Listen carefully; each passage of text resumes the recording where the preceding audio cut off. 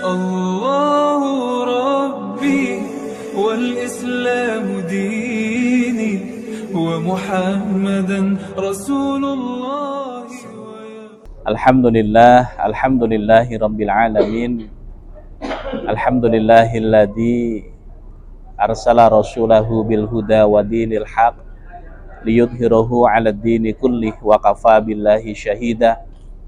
Asyhadu an la ilaha illallah wahdahu la syarikalah wa asyhadu anna sayyidana wa nabiyyana Muhammadan abduhu wa rasuluh la nabiyya ba'dah. Allahumma salli wa sallim ala sayyidina Muhammad wa ala alihi wa sahbihi ajma'in.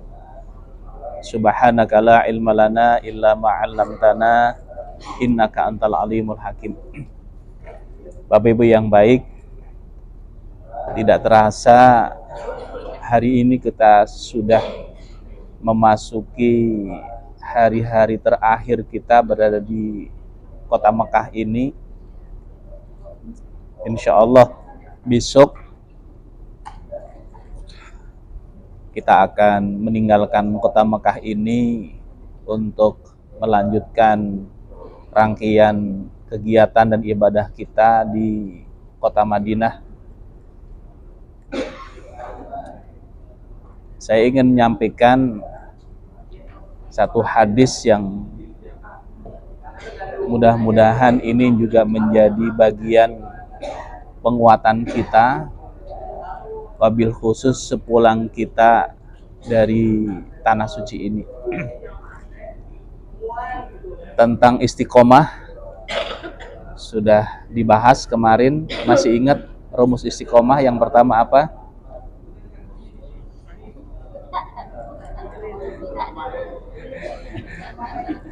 Yang pertama adalah yang sudah dibahas kemarin ya. Jadi bagaimana supaya kita bisa istiqomah dalam ketaatan kepada Allah? Yang pertama adalah mujahadah. Masih ingat ya?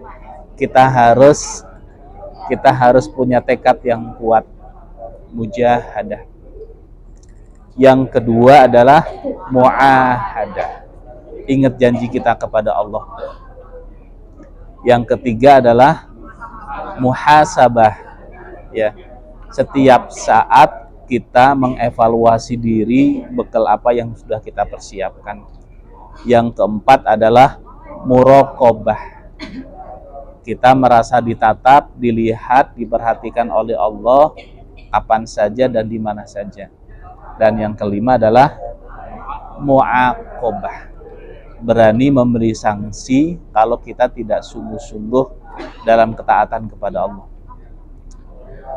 Saya ingin menyampaikan satu hadis terkait dengan ada 7 golongan yang kelak akan mendapatkan naungan dari Allah pada hari yang tidak ada seorang pun yang mampu memberikan naungan. Sab'atun yudilluhumullahu fi dhillihi yauma la dhilla illa dhilluhu. Ada 7 golongan yang kelak akan mendapatkan naungan dari Allah pada hari yang tidak ada seorang pun yang mampu memberikan naungan kecuali hanyalah Allah. Yang pertama adalah imamun adilun, seorang pemimpin yang adil. Kalau berbicara tentang pemimpin, siapa pemimpin itu? Rasul menyampaikan kullukum ra'in wa kullukum mas'ulun an ra'iyatih.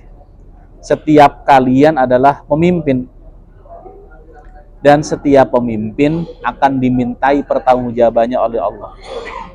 Seorang suami pemimpin dalam rumah tangganya, wa huwa mas'ulun an ra'iyatih, nanti di akhirat akan ditanya. Seorang istri juga sama, pemimpin dalam rumah tangga yang dibangun bersama dengan suami. Ketika suami mengamanahkan kepada istri untuk mengelola keuangan keluarga, maka hati-hati ini karena nanti akan ditanya oleh Allah. Makanya harus ya ijab qabul, kemudian transferan, penggunaan uang harus dilakukan. Karena Pak nanti ditanya. Contoh begini,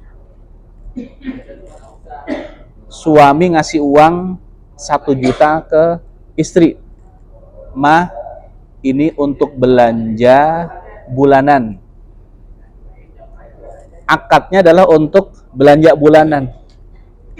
Boleh nggak dari anggaran tersebut diambil untuk dikasihkan ke orang tua istri?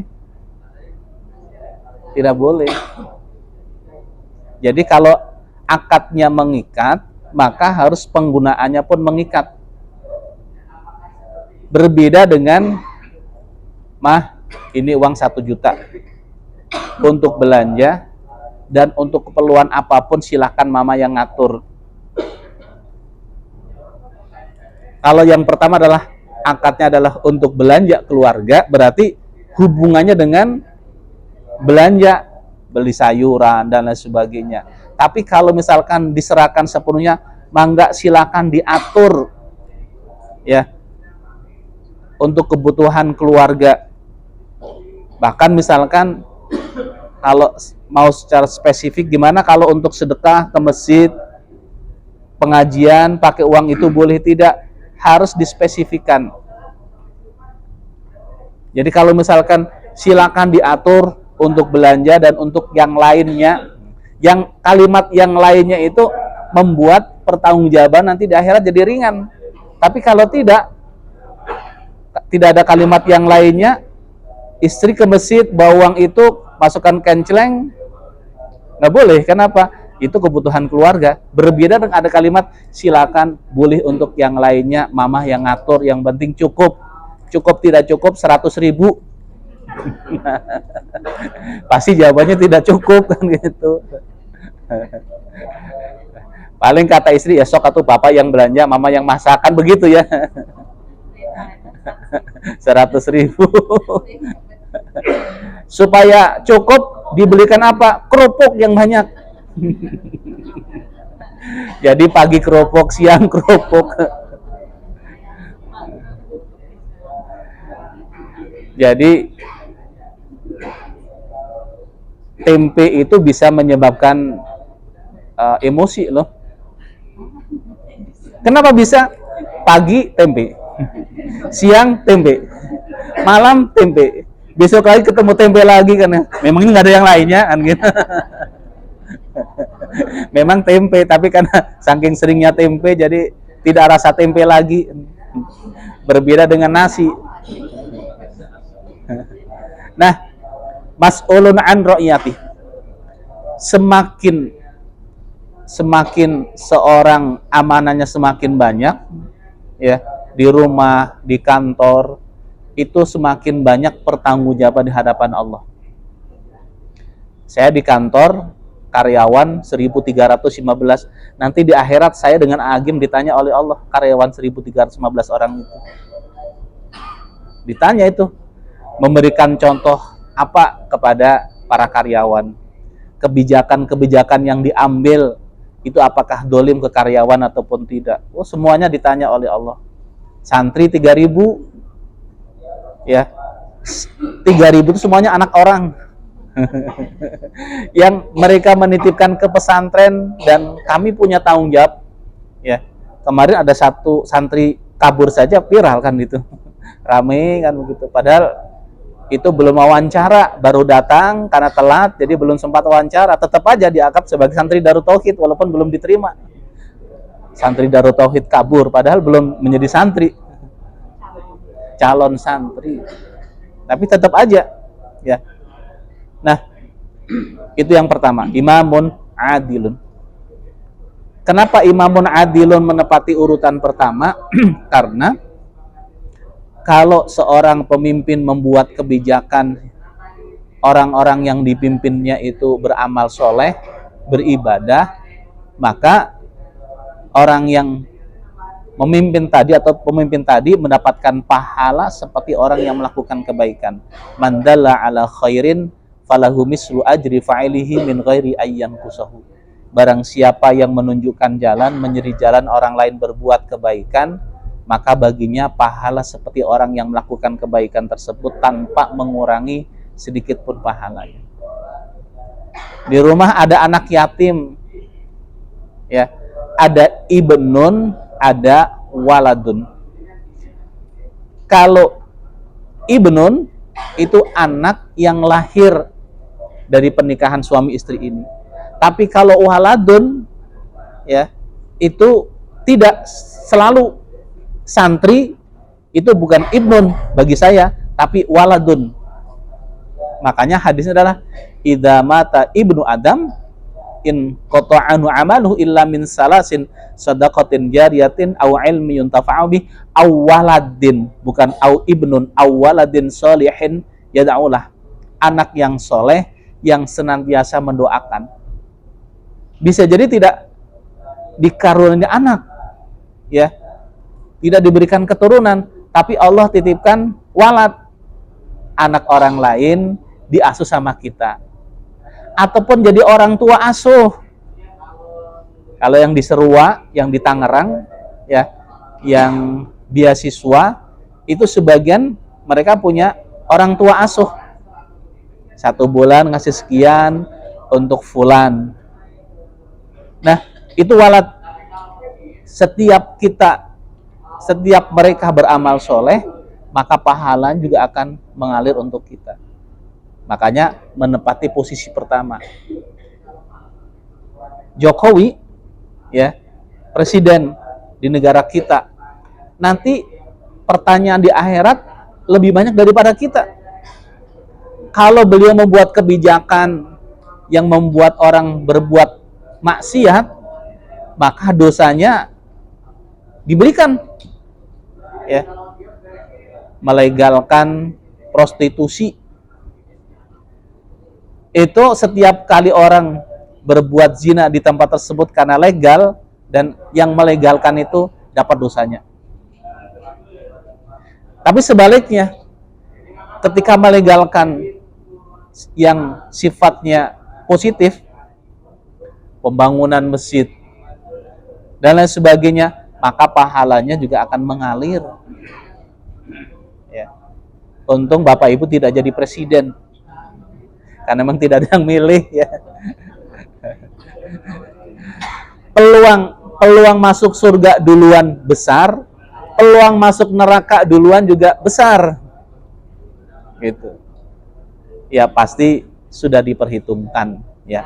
Hanya hadis ini mendorong siapapun yang menjadi seorang pemimpin harus menjadi pemimpin yang menjadi jalan orang-orang yang dipimpinnya itu dekat dengan Allah. Kuncinya di sana. Pemimpin dengan skala apapun. Imamun adilun. Yang kedua adalah wasyabun nasa'a fi ibadatillah. Seorang pemuda yang rajin beribadah kepada Allah. Seorang pemuda yang rajin beribadah kepada Allah. Kalau ada orang yang sudah sepuh, yang sudah tua, rajin kepada Allah, itu bagus. Tapi kalau ada anak muda yang rajin beribadah kepada Allah, itu lebih bagus lagi. Ada orang yang sudah sepuh, rajin ke masjid, itu bagus. Tapi kalau ada seorang pemuda yang rajin ke masjid, itu lebih bagus lagi. Makanya nomor 2, wasyabun nasa'a fi ibadatillah. Yang ketiga adalah warajulun qalbuhu mu'allaqun bil masajid. Seseorang yang hatinya terpaut dengan masjid. Ya, seseorang yang hatinya terpaut dengan masjid, cinta terhadap masjid.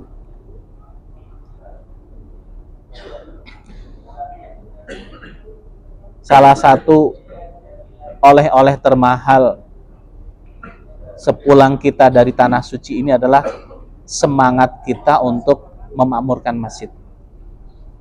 Bahkan dalam kitab Riyadhul Badiyah disebutkan bahwa nanti di padang mahsyar, masjid yang kita makmurkan itu akan menyuruh kita, ya ahli, udkhuli, udkhuli, udkhuli. Hei orang-orang yang dulu memakmurkanku, masuklah ke dalamku. Jadi di padang mahsyar, saat matahari didekatkan sejengkal dengan kepala kita, panasnya luar biasa. Kita merasakan hari ini matahari jaraknya tetap jauh, sekian mil, kilometer. tapi kita merasakan panasnya luar biasa. Nah, nanti di padang mahsyar matahari itu akan didekatkan, ya, sejengkal dengan kepala kita. Jadi otak itu mendidih saking panasnya.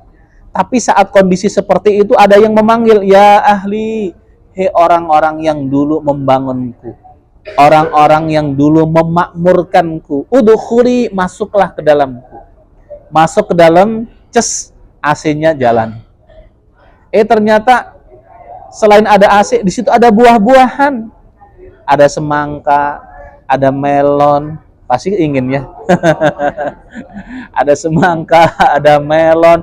Yang sudah di jus sebelah sana juga sudah ada, sudah di jus. Yang sukanya jus, kalau jus pakai es nggak? Kalau nggak pakai es namanya ju. Bener kan? Kalau jus pakai es. Jadi kalau ada orang, saya beli jus tanpa es, bukan jus, itu namanya ju. Kalau jus itu pakai es. Masjid. Kemudian faida dakhaltum, ketika semua orang-orang yang dulu memakmurkannya itu masuk ke dalamnya, maka pintu masjid itu akan tertutup. Di tempat itulah ada kelompok-kelompok. Ada kelompok yang memang nunggu hisab, ya, di situ. Tapi walaupun nunggu, tempatnya nyaman, ada makanan, ya. Di situ juga ketemu dengan orang-orang yang dikenalnya, nyaman, nggak terasa. Tapi ada juga kelompok yang kedua, ini rombongan 1, rombongan 2, rombongan 3 kan gitu. Rombongan 2 itu tanpa melalui proses hisab, masuk surga bighairi hisabin. Masuk surga tanpa hisab. Berarti rombongan 1 nunggu dulu karena akan proses hisab. Rombongan kedua langsung diantar ke dalam surganya Allah Subhanahu wa taala. Dakhaltumul jannah bighairi hisabin, masuk surga tanpa melalui proses hisab. Jadi masjid. Yang keempat, warajulani tahabba fillah istama'a alaihi wa tafarraqa alaihi. Seorang pemuda, seseorang yang bersahabat karena Allah, kalaulah berpisah juga karena Allah. Jadi persahabatannya, persaudaraannya itu karena Allah. Maka nanti hari ini kita juga akan mengadakan forum untuk memilih kelompok ataupun ketua forum secara kolosal, artinya kloter 60. Nanti ada pengurusnya, ada ketua, wakil ketua, sekretaris, bendahara, ya. Ini salah satunya adalah bagaimana nanti menjembatani untuk bisa silaturahim di alumni kloter 60. Nanti di rombongan masing-masing pun juga ada. Jadi ada 2. Ya, kalau di rombongan masing-masing, nanti misalkan saya di rombongan 6, nanti di rombongan 6 kita bentuk juga kepengurusan. Ada ketua, ada sekretaris, ada bendahara. Nah, yang forum silaturahim alumni 2024 itu perwakilan dari masing-masing rombongan. Kalau di rombongan, kalau di forsi ini kemungkinan bisa jadi setahun 2 kali pertemuan. Ya. Kalau di rombongan bisa jadi pertemuannya nanti 2 bulan, 3 bulan sekali, tinggal diatur waktunya, kesepakatannya.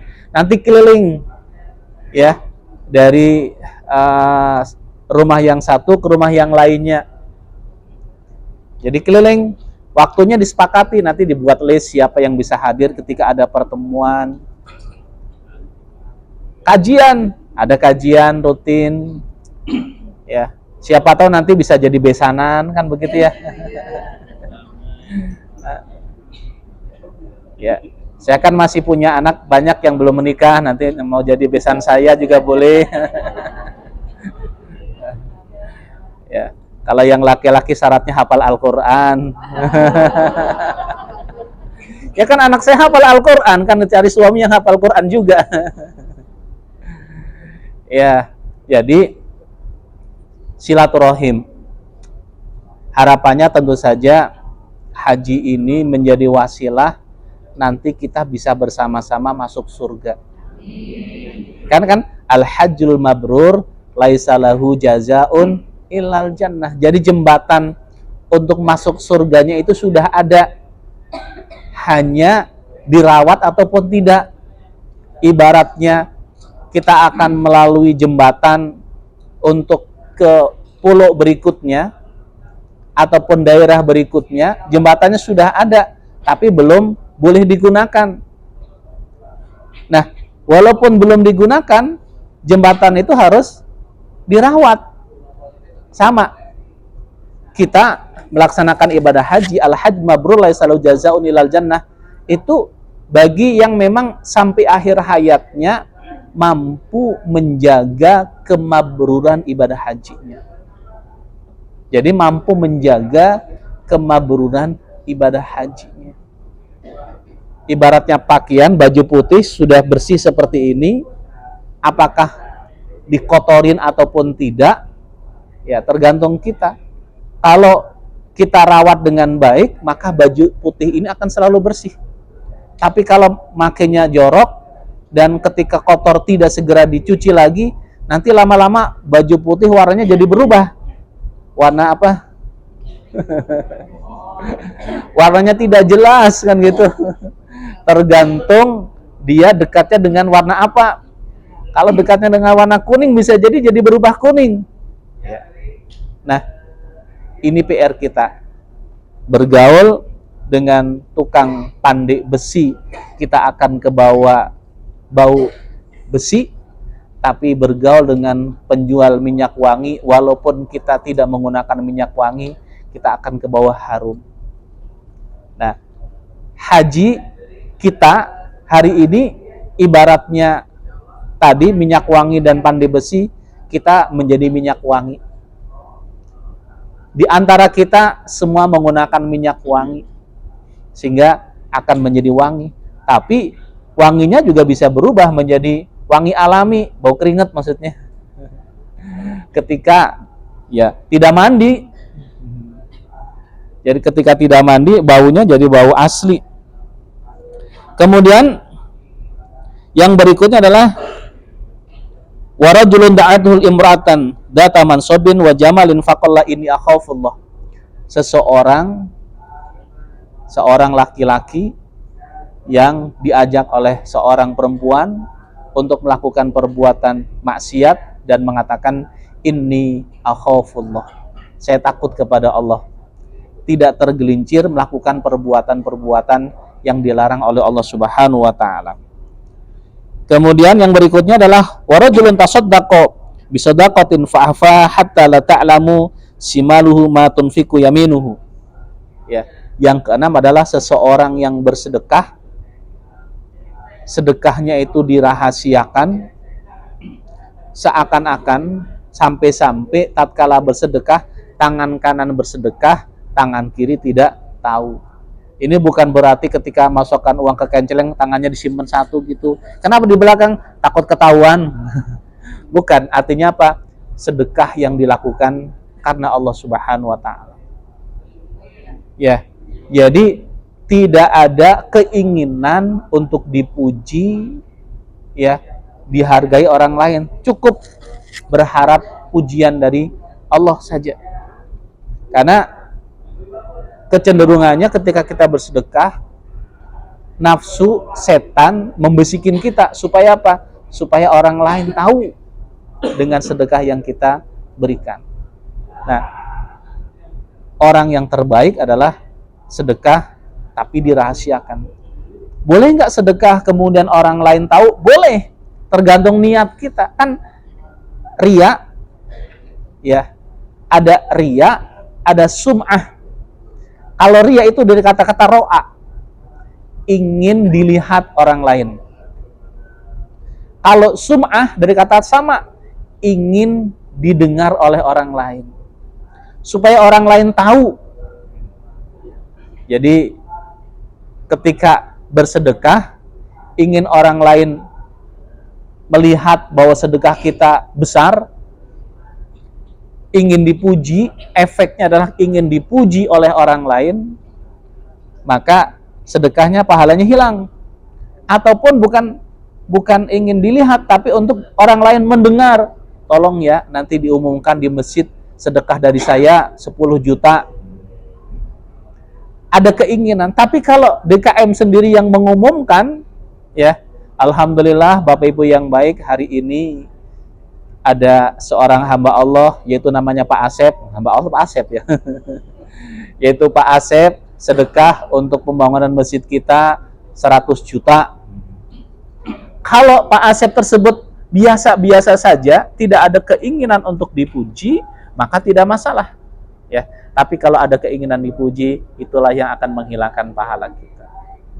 Dan yang terakhir, yaitu seseorang yang bangun di sepertiga malam terakhir, bermunajat kepada Allah, qiyamul lail, menangis kepada Allah, ingat dosa-dosa yang pernah dilakukan selama ini.